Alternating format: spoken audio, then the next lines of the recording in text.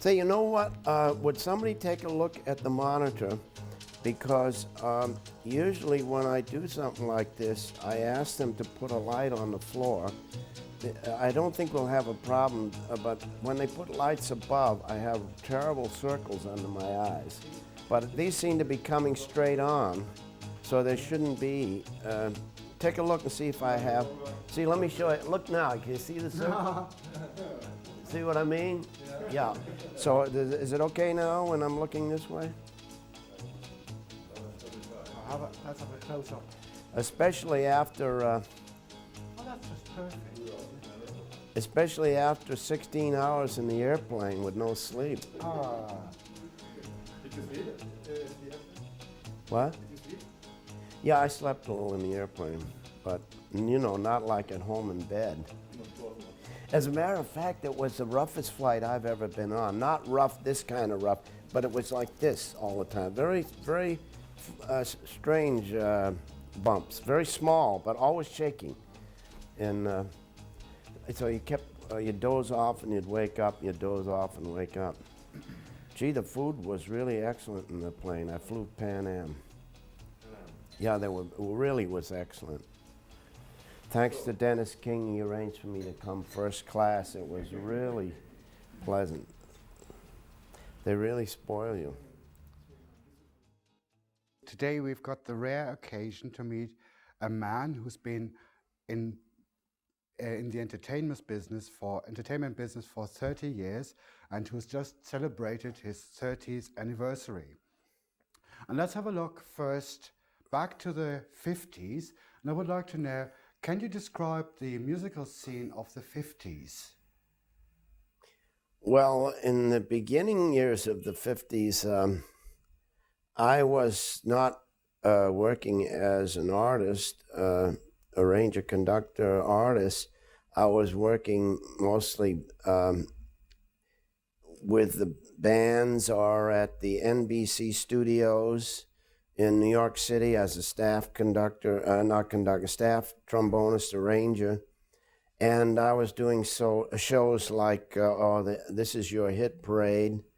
And it was at that, immediately following that period, that I started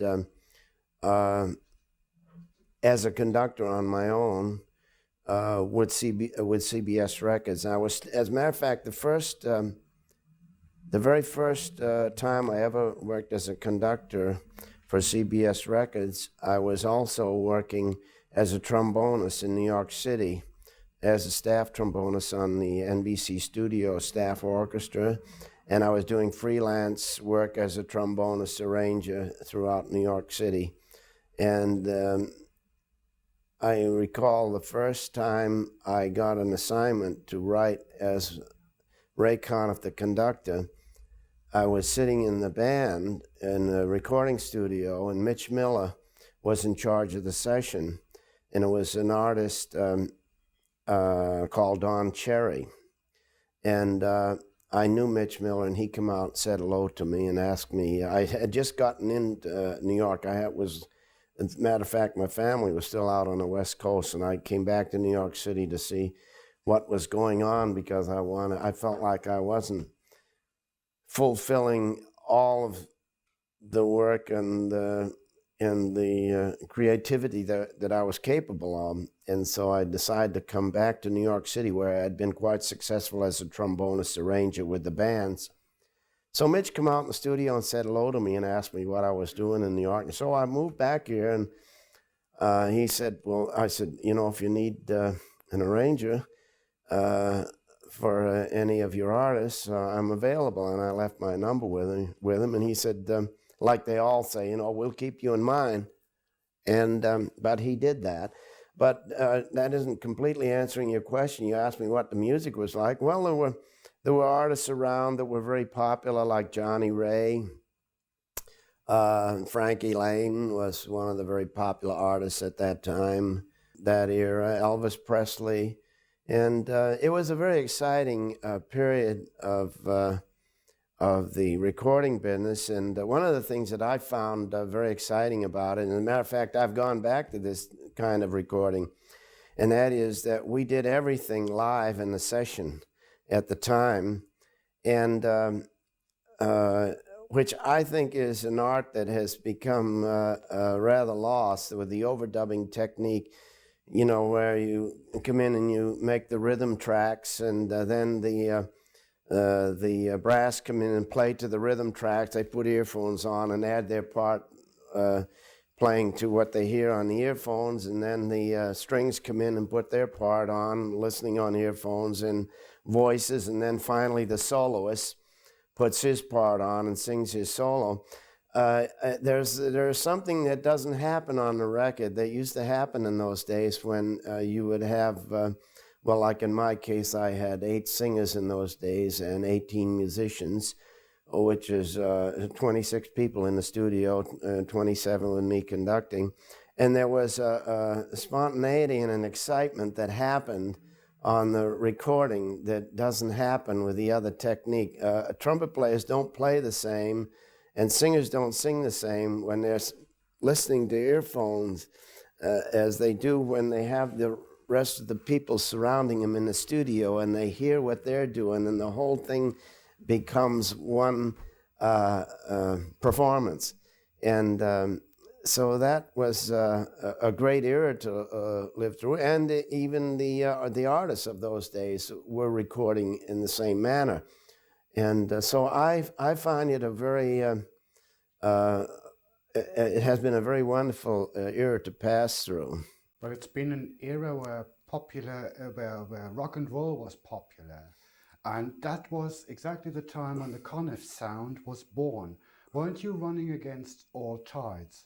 Well, wasn't only rock and roll that was popular. There were some other artists around similar, like the Les Algart band was popular at the time when I started. Billy May, I believe. Well, he might have come a little later. There were other artists. It wasn't just rock and roll. Joe Stafford was making records at that time. Rosemary Clooney was still making records. I mentioned Frankie Lane. I guess you might say that it was rather unusual that my sound would become popular at this time, because the record companies, it was just starting that the record companies were sort of leaning towards rock and roll, because they were beginning to find out that for the same amount of dollars that they would put out for a rock and roll session and then a Ray Conniff session, that they were more sure of getting their money back and more sure of making money with a rock and roll group. And so if you want to look at it that way, you might say, yes, I was running against the tide. But there were other artists at that time. And, you know, as a matter of fact, the first record that I did was not successful with the buying public. The first record, well, we'd have to go back a little, though, because I did records as a conductor for backing other artists before I did records as a conductor under my own name. In the, I think, 55 or 56, I did backings. Well, as a matter of fact, as a result of that meeting with Glenn Miller, I wonder what made his name pop into my mind. There's a wonderful name in the music business. He certainly established a sound that will last forever. But I was thinking of Mitch Miller. And the day, getting back to that conversation with Mitch Miller, where he said, I'll keep you in mind, he did keep me in mind. And 2 weeks later, called me after meeting me on that session where I was playing trombone, and asked me to back an artist, a new artist that he had just discovered called Eileen Rogers. So I did my first backing for another artist for this girl, Eileen Rogers, and I did 2 songs for her.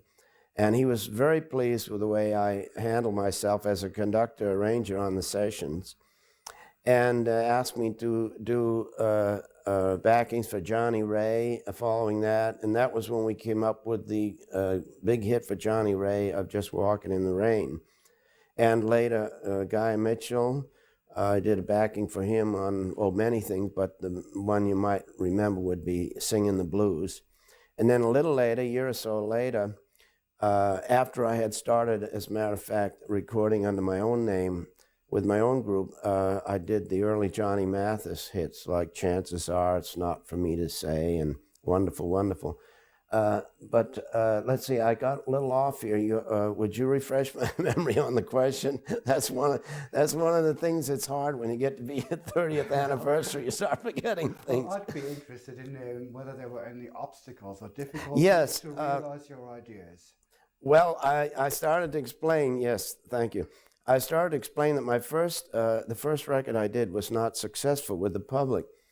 When Mitch asked me to do my first two sides on my own, which was to be a single, I asked him, well, what songs do you want me to do?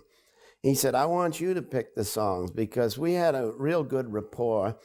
And when we'd be talking over the songs that he would give me for the artists, he would ask me to, he knew I liked to put patterns in the background, and he'd bring me a song. He'd say, put your patterns in. He says, I think that's why your arrangements become successful. And I said, well, Mitch, you haven't left any room in this song for the pattern. And he said, well, what do you mean? I said, well, the melody keeps going and the words keep going all through the whole song. There's no room to put any fills. If you want the patterns, you have to find songs that have a little room. Well, anyway, he said, he wanted me to do a single on my own. And he said, pick a couple of songs that you can put your patterns in.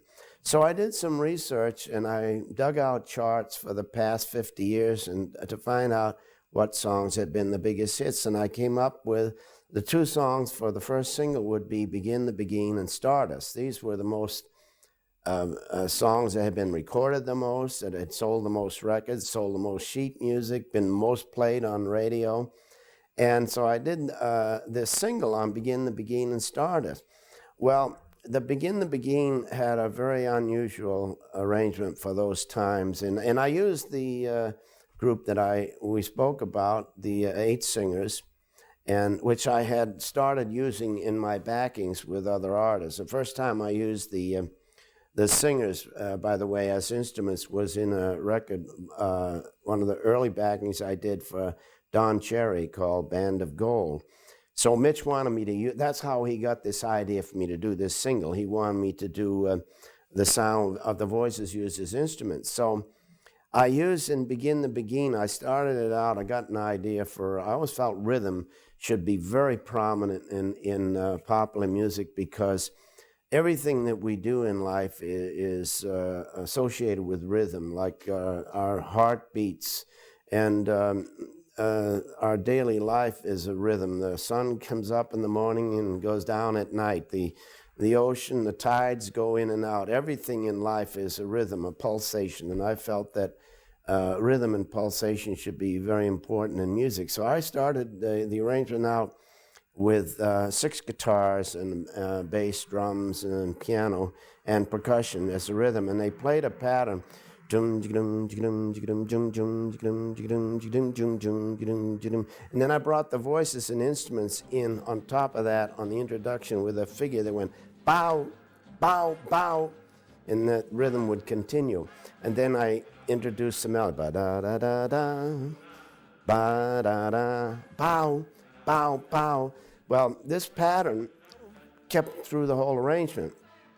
And the disc jockeys heard this in the United States and later throughout the world, and they thought this was the greatest thing they'd heard for many years. So they started playing this Begin the Begin record on the air day and night. And it just got saturation airplay. But the strange thing about it was the single wasn't selling any records at all.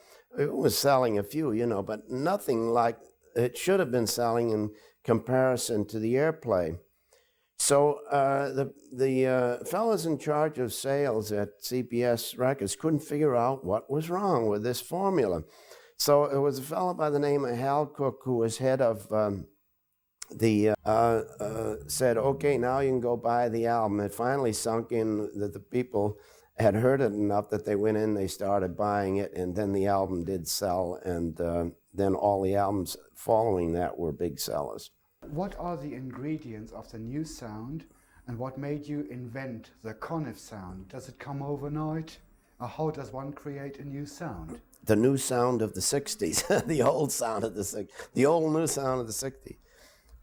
Well, uh, you know, in all the years that I have been now recording and doing, since recording became popular, it became mandatory to also do concerts, which I had never done before. So in the course of all of this, I've done a lot of interviews, and I would love to have been able on all these interviews to be able to say that one night I jumped up at 3 in the morning, and this idea hit me for this sound, you know, that became successful back beginning in 1956. But it really wasn't that way at all. As a matter of fact, I think it's like probably most things of this nature.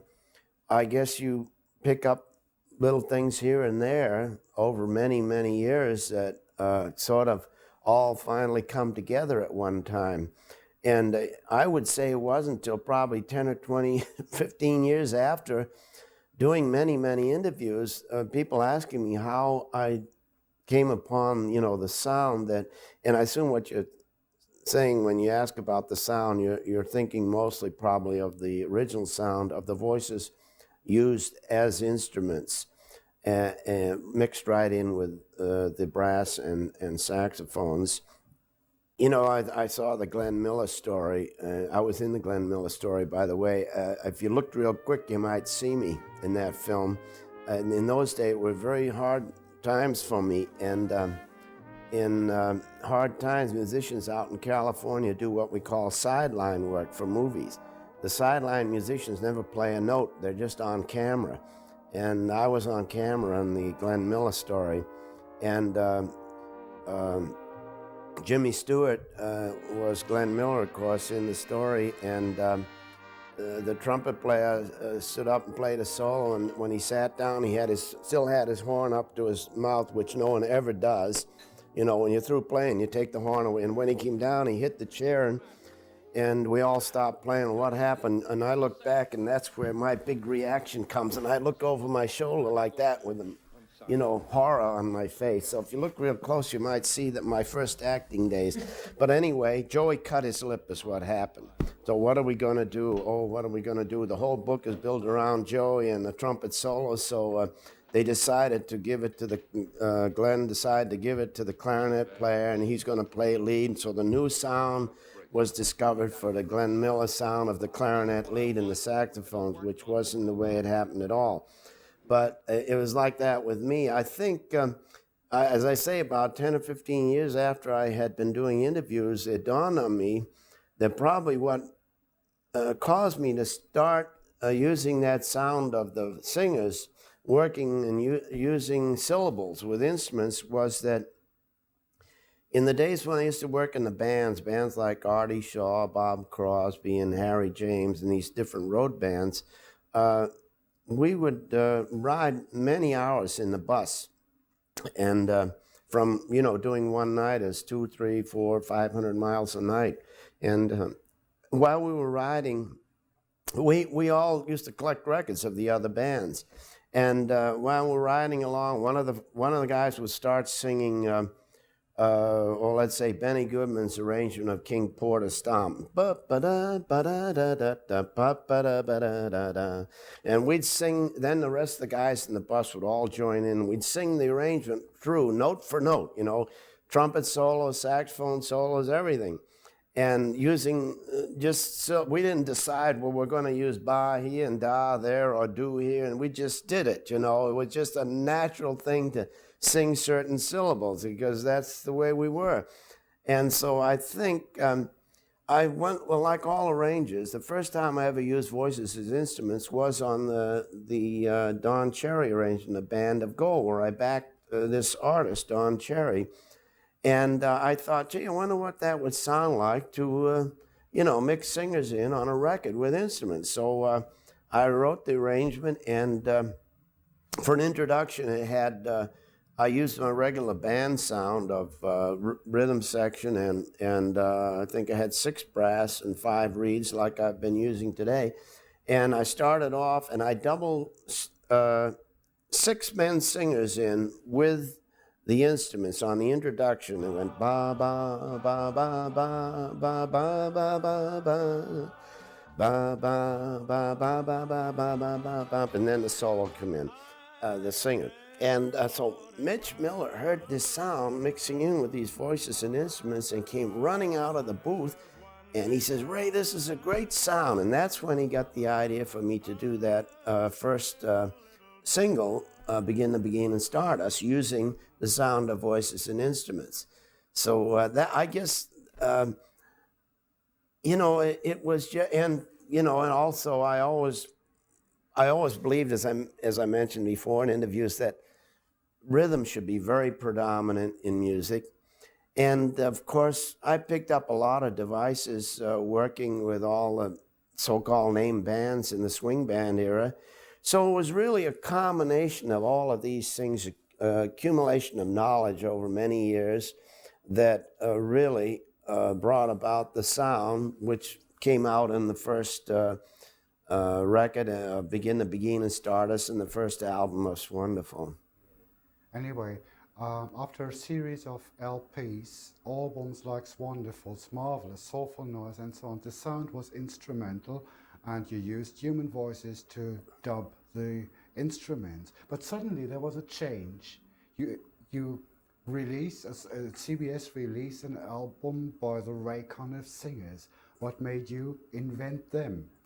Oh, well, that wasn't too much. Well, I don't keep very close. Do you recall the year? It's the Talk of the Town was the first album that the first. It's Wonderful Command. I think it came out in 1956. When did the Talk of the Town come out? 1960. I think it was. Oh, was that many years later? I thought it was closer. Well, okay, so that's about 3 or 4 years later, probably. Well, what I discovered during the sessions was that I was using singers quite a bit different than anyone else was using them, in that since I was writing for them mostly to sing right with instruments, it was necessary for them to phrase with the instruments. And I found that this was difficult for singers to do.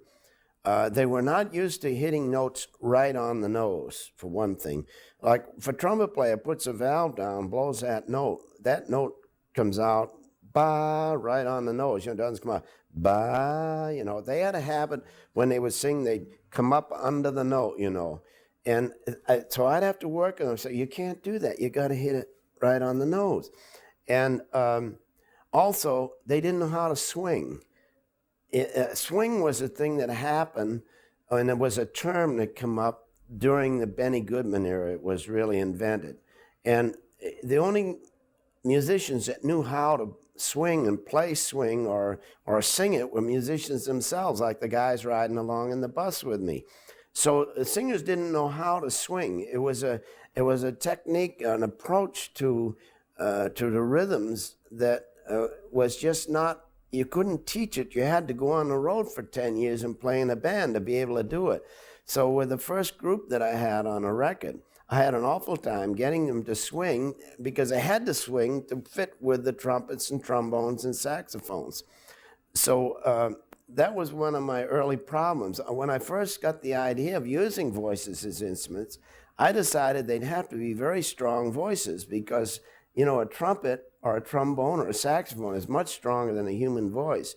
So I hired legitimate singers, which was worse for swinging. They didn't even know what a Benny Goodman band or an Artie Shaw band sounded like, So that was one of my early problems. But why did you introduce the lyrics then to your record? I found that after we did several of these albums, they were falling into the idea of this swing style. And I thought, well, look, why don't I have them sing the words and have them get a beat with the words like horns do when they play the words? So I went to Mitch Miller about it, and I told him about it. I says, I think if we got this group in now and had them sing the words, it would be a little different than the average choral group because they have now learned how to swing with the band. And he didn't want me to do it because by this time he had what was called the Mitch Miller Sing-Along, and he was becoming quite successful in his own right, and he was doing a television show for NBC Studios. So he tried to talk me out of it, and I wouldn't hear of it. And I would still, I was young then, and I wasn't afraid to argue with executives. I had no fear of being fired because I didn't care if I had the job or not. I just wanted to do my thing. So finally he said, okay, I'll tell you what, I'll compromise with you. He says, if you'll do one more album like I want you to do, I'll let you do the album with the singers singing the words. And I see. So he said, I want you to do another instrumental album like this wonderful, marvelous, soulful. It's wonderful, marvelous. He mentioned. I said, okay. So we did the extra album he wanted, and then we did the album with the words. It's the talk of the town. And it did. What happened was what I thought would happen. It was a different approach in that the singers hit the notes on the button. They didn't slide into them, and it did have a different sound than any choral group that was around at that time. By the end of the 50s and early 60s, you were voted most promising band leader for 3 subsequent years. And, well, you had enormous success with both the singers and the instrumental albums, and you received honors, gold records, and so on. I've got a very personal question. Did the success change the person, Ray Conniff? Oh, I'm sure it did. I think probably what's at the bottom of your question, though, probably is, did it spoil me? It changed me a lot, of course. It's wonderful to have success, to have things become successful. It gives a very, very nice feeling to a person to know that they're doing something that is appreciated. And when you get a royalty statement and you see big sales, a lot of people like these albums, enough so to go out and buy them. And that has to make you feel good. It's nice to feel that you're doing something that is filling a need. Like we in the United States, and I think over here now too, you have the McDonald's hamburgers all over the world now. And the guy that started that out, he supplied a need for the young generation. They really love those things, And anyone that comes up with something like that, I think it's very gratifying. The